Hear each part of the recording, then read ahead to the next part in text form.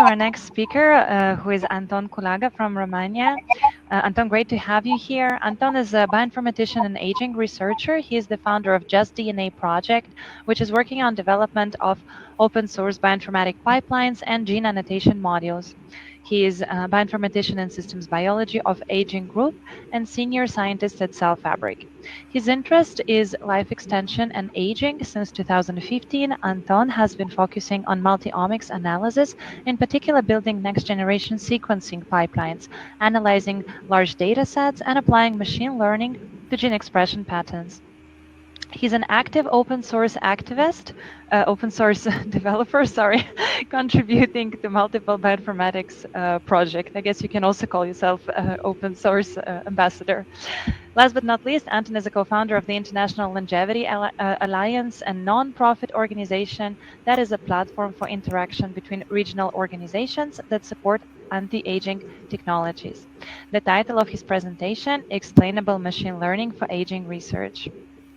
Welcome, Anton. Thank you very much for this kind and comprehensive introduction. So, as you might guess from my first slide and from the picture generated by a generative model, is that I will be talking about machine learning and in particular explainable AI in aging research. So here are my credentials. I will skip it. So in this presentation, I will firstly start explaining the major application of machine learning in aging. So primarily it's aging biomarkers and aging clocks. Then I will tell a little bit about aging clocks and switch to explanatory AI methods, and I will conclude with the concrete applications of explanatory AI in aging, including projects where I was involved in. So far, as you know, with aging, our chances to die increase with time, and we become more fragile. And if we look into the general picture, we can see that we have this route of degradation with time, and during it we can make some interventions. We can change our lifestyle, we can get some therapies to slow down the aging process, and to actually measure whether our interventions decrease the aging pace. We cannot wait like 100 years until we die. We need some rapid biomarkers, and for these reasons, biomarkers and aging clocks, machine learning models that predict biological age from biomarkers are used. So there are two major types of biomarkers. So functional biomarkers like cognitive, physical ones, and physiological biomarkers like imaging, like blood, like different types of genomics, transcriptomics data. And there are also other classifications, like in my review paper on multi-omics approaches. And well, functional biomarkers are the easiest ones. So here you can see decline of our physical capacities with age, like running, throwing.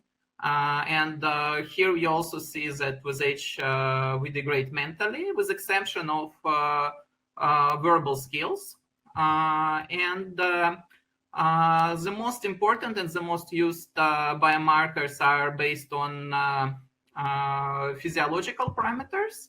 And before I will explain the clocks, so reminder of a few key metrics to evaluate them. So it is Pearson correlation coefficient, how it correlates with age. It is coefficient of determination, which percentage of variability can be explained by the model. And the easiest one is mean average error. That means the difference between prediction and real age. And the major, what is important and the key challenge is it's not enough to predict chronological age. It's actually the model that will be 100% accurate for chronological age will be totally useless, because we want the model to predict biological age. So if human is unhealthy, if mortality risk increase, it should predict a higher age than chronological. And it's actually a challenge, and different groups try different methods to connect it with biological age at the expense of chronological accuracy. So the easiest biomarkers that you can get is actually blood clocks. And here you can see that their accuracy is around 5 to 6 years. And here I highlight the models that actually use explanatory AI. Then you can see photo biomarkers. So everybody can take a photo, and here you can see predictions how I would look if I will get old, and also predictions how I can in theory rejuvenate myself. The key advantage is that we have generative models that can actually render expected image. The problem with them is that actually they are too sensitive to lightning. So at some conferences I find rejuvenating spots with lightning that gives me less years. And also their parameters are mostly connected with skin aging and also some bone aging, but not many other parameters. And the most accurate imaging is, of course, fMRI. So brain aging clocks are one of the most accurate, like 2 years mistakes. That is pretty low. The problem is that it's very hard to act on it. Like you got this brain age parameter, but what should you improve to improve your brain age? And often it's not really clear. Plus MRI is a bit expensive. And now going to my favorite ones, omics aging clocks. And all of you probably know about genome sequencing, but as you can see in this picture, so genes are regions in DNA. And you also have transcripts like RNA produced from those genes. You also have methylation marks and many other types of things that can be sequenced. And here we get to a major problem, is that we take different omics data, as in this picture, as input, and we try to make predictions for biological age, for mortality risks, for aging-related diseases. And we face the problem that actually, despite common stereotype, biology is not big data. It's actually small data that is extremely wide. For example, you have around 25,000 genes.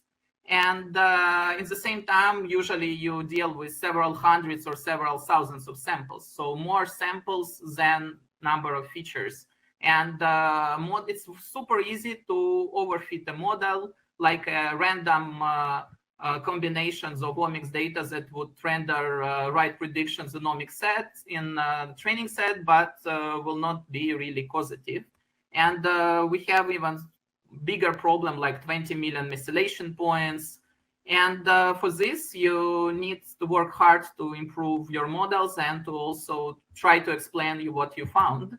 So the historically transcriptomics clock was the oldest omics clock, and we also in the lab tried to train some of them. And what is good about transcriptomics, it's interpretable in a way that you select the most predictive genes that you know what those genes do. So maybe you can plan some genetic interventions, some gene therapies that you can tweak to improve the therapy. The problems is accuracy is pretty low, like 6 to 7 years.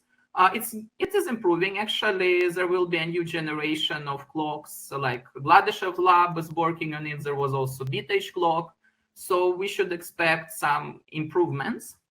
The most used clock is, of course, methylation clock. So here, if you don't know, you see methylation marks on DNA that block access to this DNA to different factors. So the genes will be less active if they are methylated.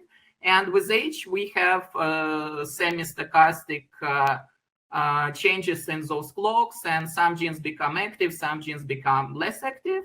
And methylation clocks are the most accurate, but the problem is that you have 20 million CPG islands, so like CPG places, so like 20 million features. And also many of those places are not inside genes, they're intergenic. So you get some predictions, you have no idea what those methylation points do, and that's a major problem. Second one is that sometimes as methylation is different between cell types, sometimes you don't know what is changing cell composition, different cell types in, for example, blood, or if within the same time you have changes, and you need single cell based approaches or deconvolution approaches to deal with it. So here are those methylation clocks, and they are very accurate. Like you can get 90% something correlation and several years mean average error, but there are problems like big variability between technical samples.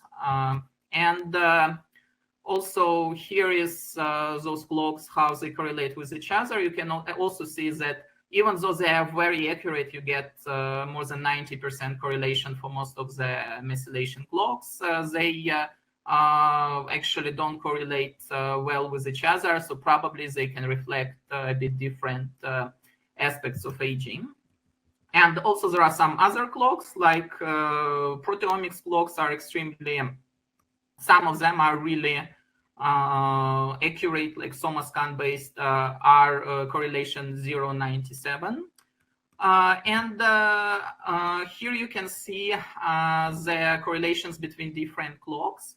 I don't want to get into biological details of all of this, but the key message here is that different clocks reflect different biological processes. Otherwise, they would correlate way more between each other. And if you want not just to measure it, but to make decisions, like for therapies, which genes to tweak, or for lifestyle, what to do and how to measure if things are getting better, you actually have to understand the parameters.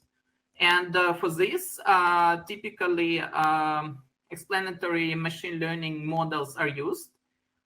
So what is size? So first, let's start from the basic terminology.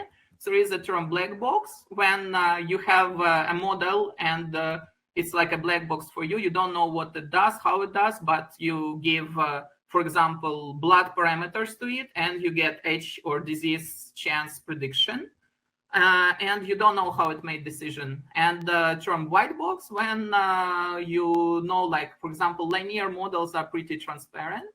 And so you kind of know how it made decisions. The problem is that best models are usually black box models. And to be accurate, you have to deal with it. And for this reason, explainable AI techniques were created. The term was coined by DARPA. They had a large program on this. And here you actually see a pretty good explanation. So if you like have just a cat detector, if it is just a black box model, it says it's a cat. You have no idea how it made the decision. Maybe model has some biases. Maybe also there can be some other issues, but you don't know it. So you cannot make good decisions what to do with the models or how to tweak your cat to fit better. While in the bottom picture, you see that, okay, it tells, okay, I looked into whiskers, I looked into claws, I looked into something else, and based on this, I made a decision that it's a cat. So you know how it decides and what to tweak to make something more cat-like. And actually, it's important because the way how many black box models make decision is very different from what we do. Here is an example with computer vision. It's one pixel attack. So here you see sheep, horse, deer, And for us, it's very clear what it is. But for computer, pretty accurate, by the way, computer vision, you some case can detect the one or several pixels that are the most decisive. And if you destroy them, it makes a mistakes, and horse turns into frog, deer turns into an airplane. Similar example, but not with one pixel, but with some semi-transparent noise with pandas. We still see panda, but model doesn't. And for this reason, to avoid stuff like this, we have to build additional model. So here you see how it works. You have a black box model, and you have a second model. Sometimes people call it X component. Sometimes people just say explanatory model. So what this model does, it takes the black box model and it applies it to different data, looks how prediction change, and then suggests explanations which features are more important in which cases, how they interact with each other, and so on. And actually, in computer vision, you have some CV-based techniques like activation maps, like which pixels create more activation, and you can actually make your one pixel attack based on those maps. So to destroy the features that are most predictive. But there are also new attention mask neural networks that are specifically, like models specifically created to do better than activation maps. And for medical imaging, actually, that's what you would probably want to use. And if you look into more general techniques that are agnostic from model type, you can see here the progression starting from some simple linear-like LIME models to more advanced SHAP and SHAP flow models. We don't have time to review all of them, so we will look those that we used in our projects and that are mostly popular in aging research. So Shapley additive explanations, it actually took the idea from game theory. So when you have, for example, several features, for example, several team players that work together, what if you change one player to another one? How does the number of scored goal changes? How does the team work better or worse? And you can extrapolate it to, for example, choosing buying a house, if cats are allowed, if there are trees nearby. So the idea is that you have a model and you shuffle the inputs between inside these models, like take away cat, get dog instead of cat, and you measure what models shows you. You have to do quite a lot of computations, but at the end, you actually get to the case where it's additive, and you can understand how much changing one features can change another. So here is an example of aging clock. So it's a local explanation. So what local explanation means? It means you got a prediction. Here on right blue, you see I'm 43 years by predicted age. And you want to understand how different factors contribute. So you start from the baseline prediction, like on average, the model predicts 48.3 years for the whole training data set. And then you see that, okay, if I have this level of ban, it probably is unhealthy level. And you see like this increments plus 3, 4, plus 2, 8, and more years. So red ones, it's unhealthy things. Green ones are parameters that shift the final prediction slower. So it's like adding red and subtracting green, and you get to final 43 years prediction.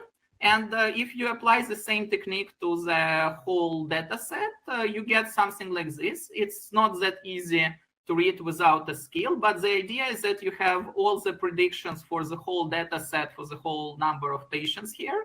Each dot is a prediction.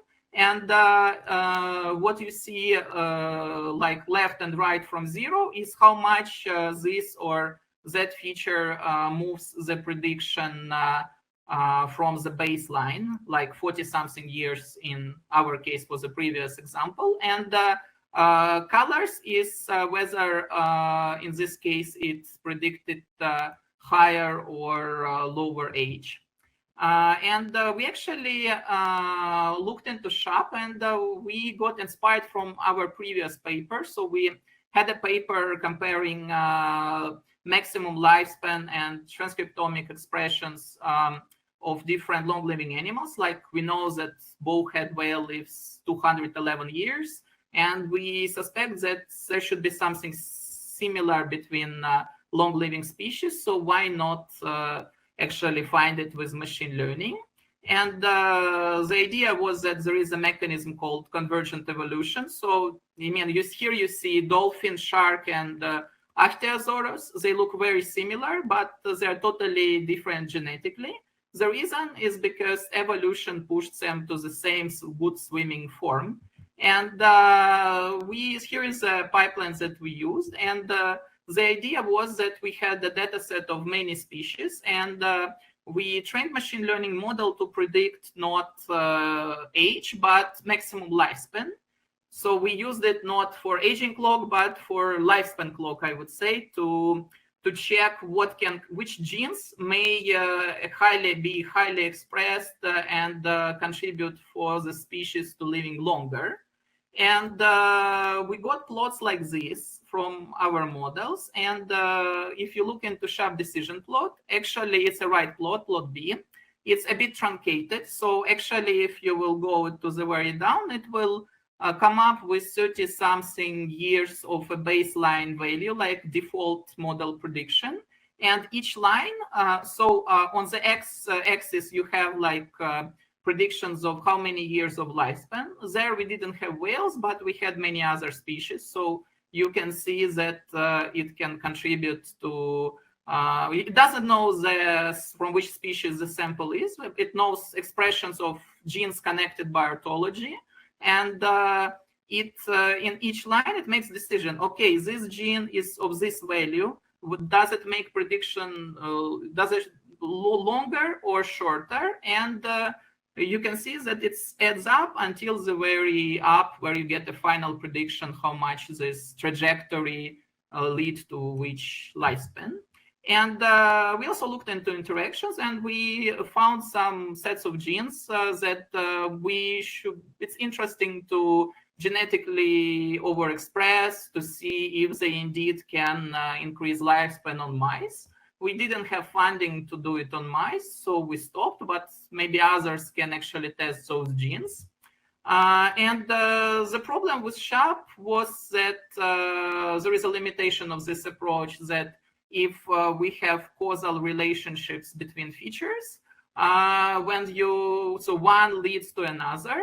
Actually, SHAP approach thinks that all features are additive, and you had not the best explanation and predictions if you have many causal features. So we overcame it with some Bayesian-based techniques. Now there are actually some SHAP-Flow, SHAP-Flex approaches that can do it better, so I would recommend to use them instead.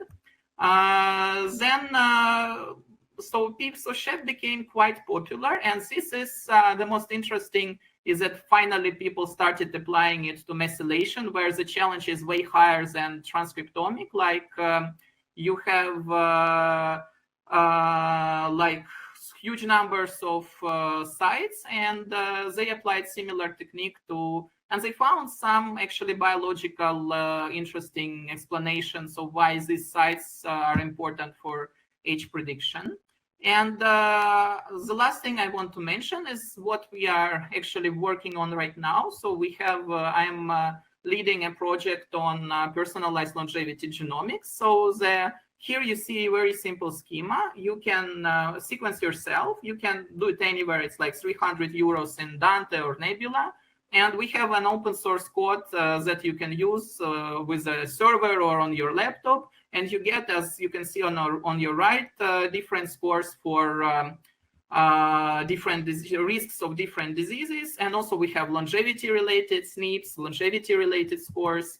And here the challenge was that in genomics, you have a limitation called the heritability, that if something is, for example, 20% heritable, So your accuracy of your model should not be more than 20% because 80% is like your lifestyle, for example. Here is, by the way, the example of heritable features, and there are actually several ways to assess heritability, and we actually don't know what is the right one in many cases. That is the challenge. The other challenge is 600 million known single nucleotide polymorphisms. So because of that, we had a lot of false positives when you train different models. So we used, so now we actually only started using GeneNet framework, interoperable deep learning for predicting phenotypes from gene data.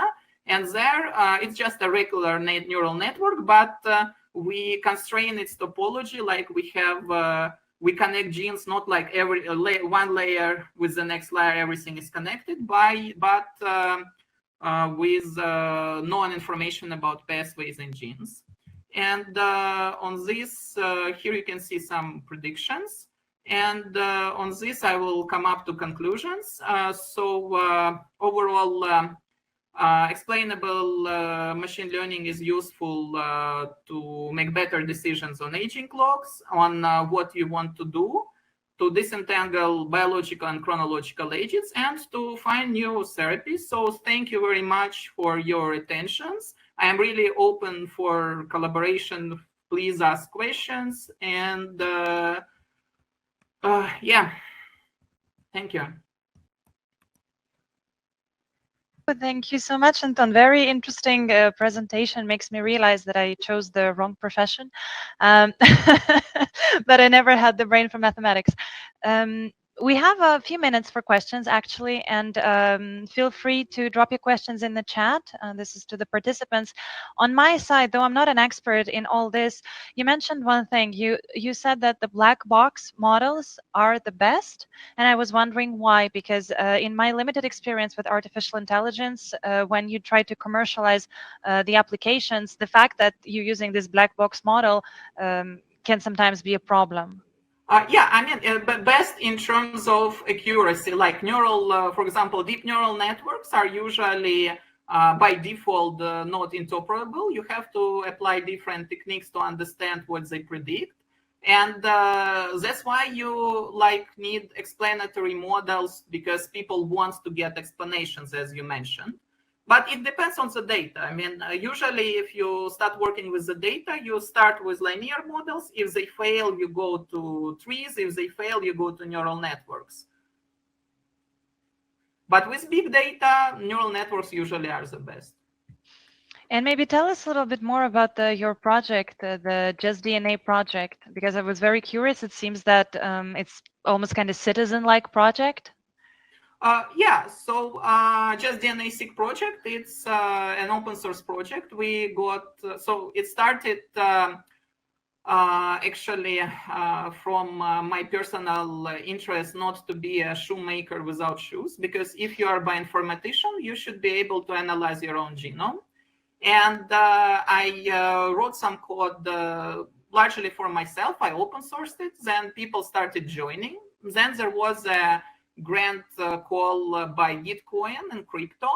So for open source projects, we won that grant, and then we made the team and we made things more serious. So far we have probably the largest number of longevity nucleotide polymorphisms in our predictions. You can I gave the link in the presentation, so you can everything is open source. You can run code on your computer, or soon we will deploy the server, and you get personalized reports with your risks and with longevity. The only thing, as it is in development, there are rough edges, so things may not work or be temporarily broken. So ask me if there are any problems. Sure.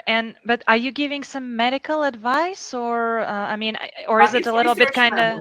It's okay. Research level. I mean, we try our best to make the best predictions, but you have to take into account that better. So in many cases, especially genetic cases, for many diseases that are like not hereditary diseases, genetic stuff, it just changes your risks. So still most of the risks are based on other factors. So you should talk with your doctor. You can just show your doctor that, I Hmm. discovered that I have additional risks. Maybe in your suggestions, you should take it into account. Hmm. I see. And I mean, you remember what happened with 23andMe, then they sold the data to GSK and all that We don't scandal. collect the data. So far, Okay. most of our modules, so we have like an app store with, like we use open source OCR platform and we build our models with it. So you have like like an app store with different existing, mostly actually there is a lot of stuff in the literature like known polymorphisms that nobody other than scientists can apply to their own genome. Even scientists, they usually it takes a lot of time to write code. And so we rely mostly on public data and we don't collect users' data. And also you can run it on your laptop so your data will not go anywhere.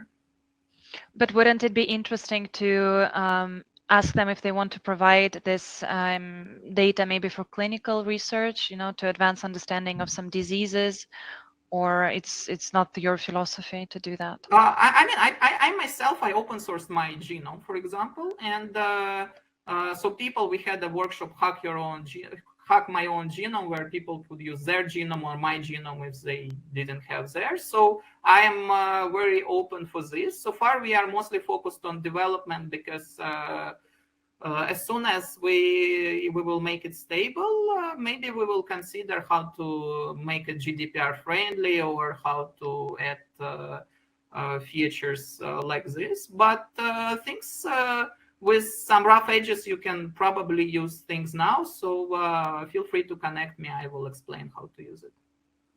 Great.